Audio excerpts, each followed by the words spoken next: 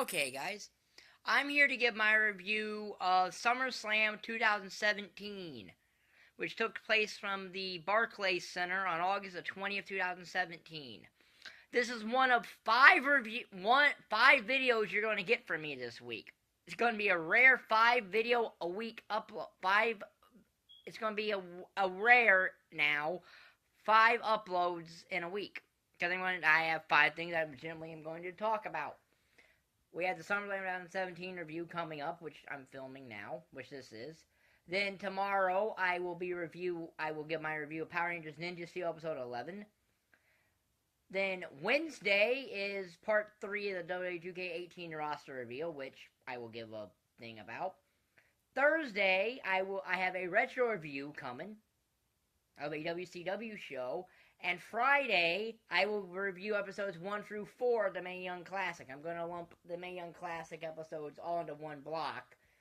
And since 1 through 4 is the first round, that's going to be how I handle the Mae Young Classic. So, busy week for me.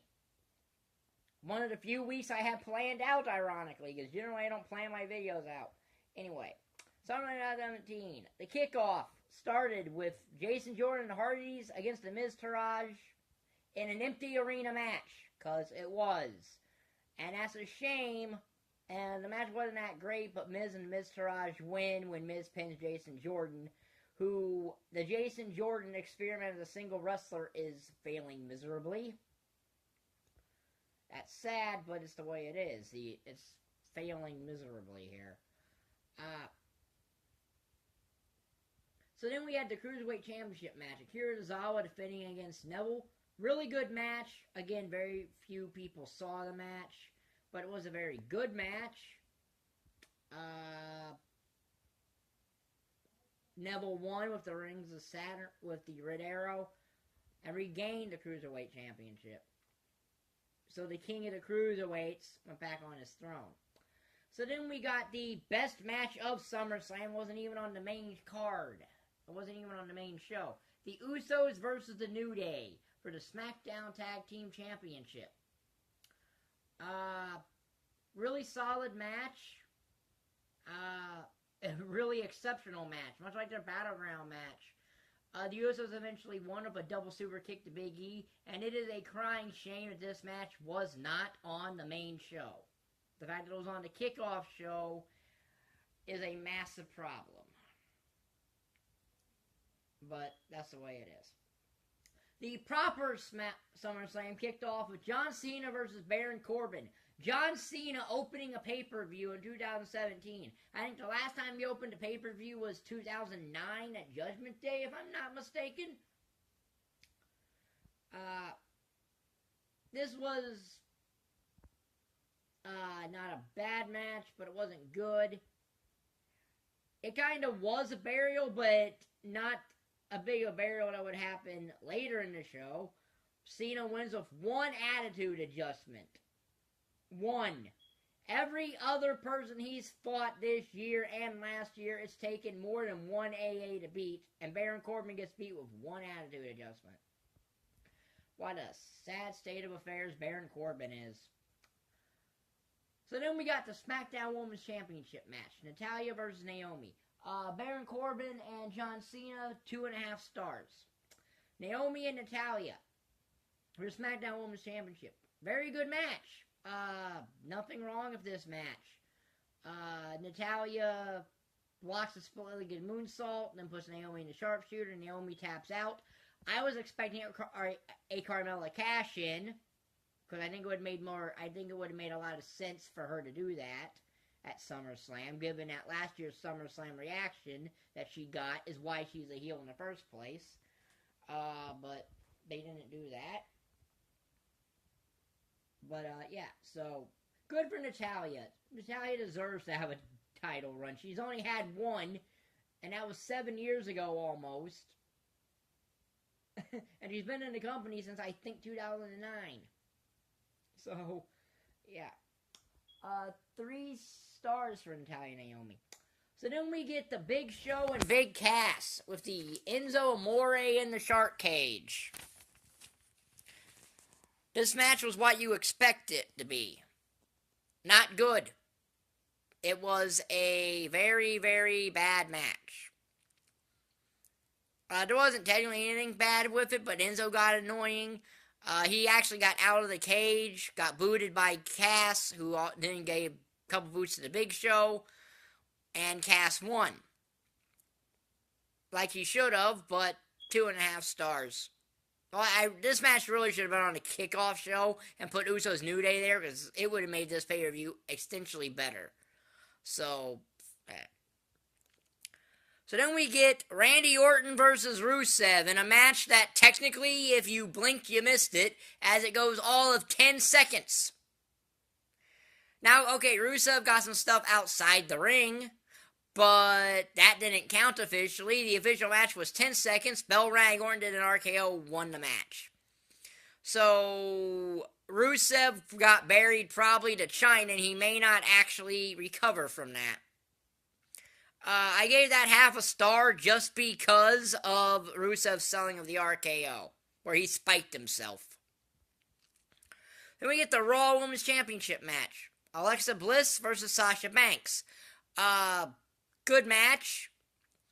I think their Great Balls of Fire match was actually better, but really, this was an okay match. Sasha Banks won, which probably she shouldn't have done. So let's see if she actually can defend the title now and not actually lose it on her when she actually has to defend it. 3 stars, nothing really bad. So then we get Finn Balor versus Bray Wyatt. Finn Balor is the return to the demon here. So this is what I like to call a foregone conclusion match, because that's essentially what this is. It was an okay match.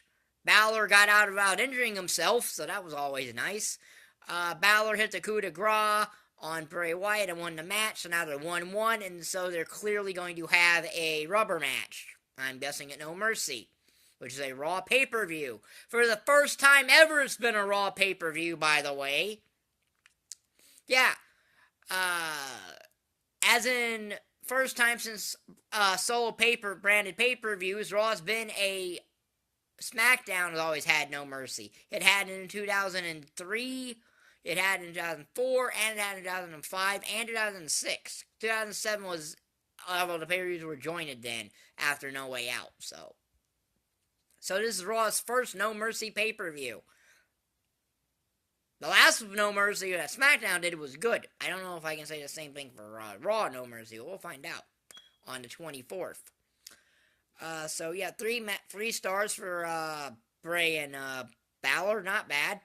So then we get the Raw Tag Team Championship match. Seth Rollins and Sheamus and Cesaro versus Dean Ambrose and Seth Rollins. The miniature Shield. Good match. Really solid match. Cesaro finally ends Beach Ball Mania, which was great because that's disrespectful to the wrestlers. You know, I get it, fans get bored and want to start doing stuff, but it's disrespectful to the wrestlers in the ring to be doing that. You know? So, that's my 2 cents on that. So, finish comes when Rollins hits his knee, and then Ambrose follows up with the Dirty Deeds, and that gets them the tag titles, which now mean that all 3 members of the Shield have been tag team champions, but there's one more combination that hasn't been the tag champs, and that's Ambrose and Reigns. So, very good match. 3.5 stars. It was not on par with the SmackDown tag titles, though. The SmackDown tag title match was better. So then we get the WWE United States Championship match. AJ Styles versus Kevin Owens with the special guest referee of Shane McMahon. Very good match here. It could have been better, but I think Shane McMahon took away from it. I think that Shane McMahon, they kept finding ways to get him involved in things, and it just didn't seem to work. So, eventually, Kevin Owens has to pop-up powerbomb, pins AJ Styles, Shane counts 3, but he raises off the pinfall because AJ's foot is on the rope. And then Kevin Owens gets hit with a phenomenal forearm on the Styles Clash and wins the match. And AJ wins the match and retains his title. Very good match. AJ Owens had a very good match. It would have been better if Shane McMahon wasn't there. 4 stars, though. It was the best match of the main SummerSlam card. So, next we have the WWE Championship match. Jinder Mahal making his very first SummerSlam appearance, if I'm not mistaken, versus Shinsuke Nakamura in the first ever WWE Championship match between 2 people of Asian descent. And that is all the build-up package this match talked about. Why? Because this match really didn't have any build.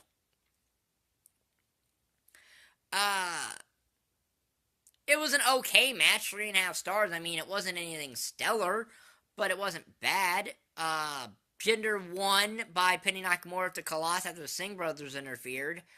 I'm actually fine with Jinder winning. I would have actually preferred he retained by DQ. Just because. That way you have a reason for the feud to continue, because just the Singh brothers interfering is not a logical enough reason for the feud to continue. If you get pinned, you kind of lose. But that's the way it is. 3.5 stars, though.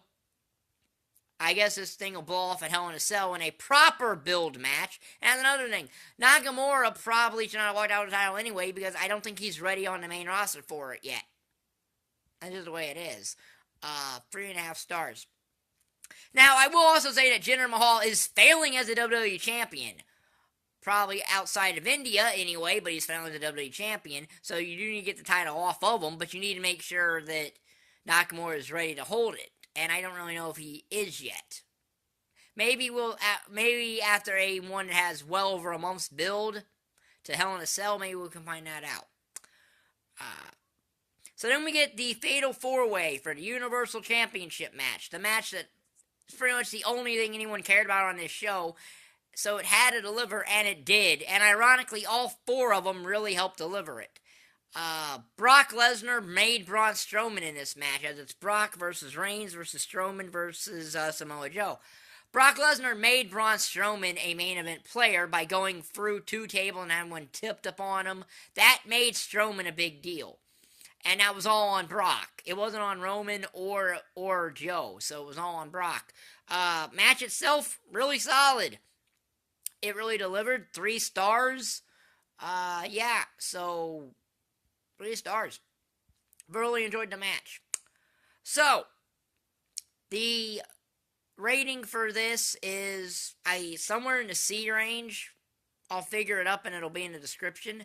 But, this is better than last year's show. This is better than last year's show. The kickoff match had arguably the best tag team match of the entire year on it.